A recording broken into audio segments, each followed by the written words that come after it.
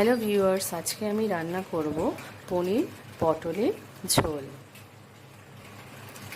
দেখুন, কড়াইতে আমি তেল দিয়ে নিয়েছি।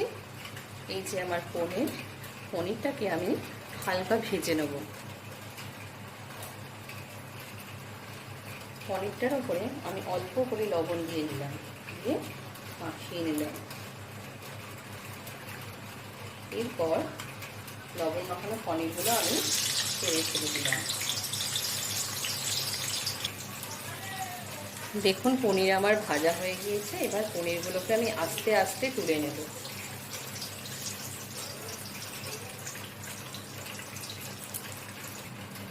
এরপর আমি দিয়ে দেবো আলু ভাজার জন্য। আলু ভাজাতে দিলাম লবণ,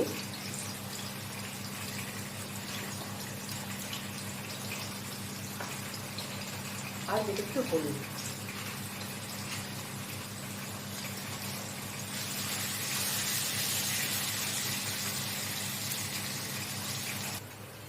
দেখুন, আলু আমার ভাজা হয়ে গিয়েছে।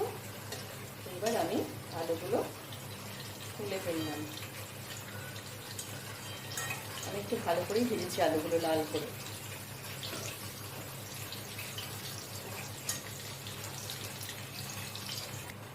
এরপর আমি এতে দেব পটল।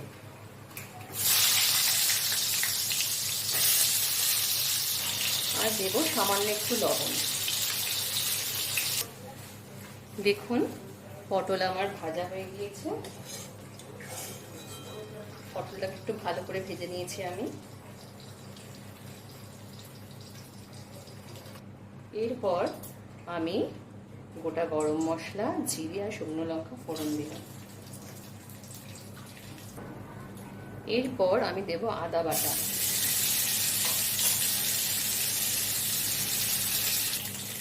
এরপরে দেব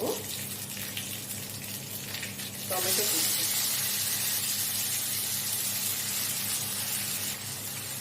সামান্য একটু জিরে গুঁড়ো, লবণ আর হলুদ।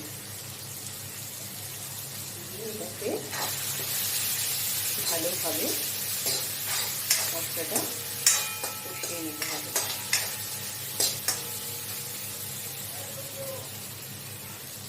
আর দেব 4টে কাঁচা লঙ্কা গোটা। দেখুন, মশলাটা আমার তেল ছেড়ে দিয়েছে। এরপর আমি ভেজে রাখা আলু পটলগুলো দিয়ে দেবো এর মধ্যে।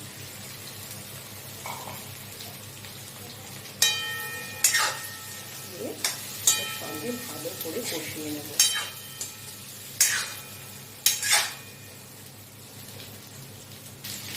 দেখুন, সবজি আর মশলা কষানো আমার হয়ে গেছে। এরপর এতে আমি দিয়ে দেবো জল।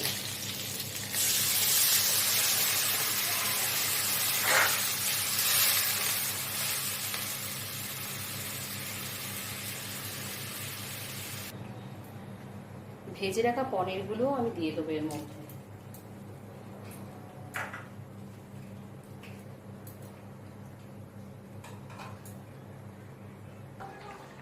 দেখুন, আমার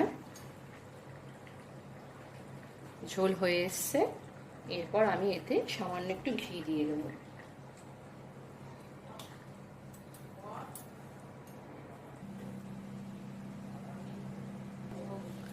দেখুন, রান্নাটা আমার কমপ্লিট।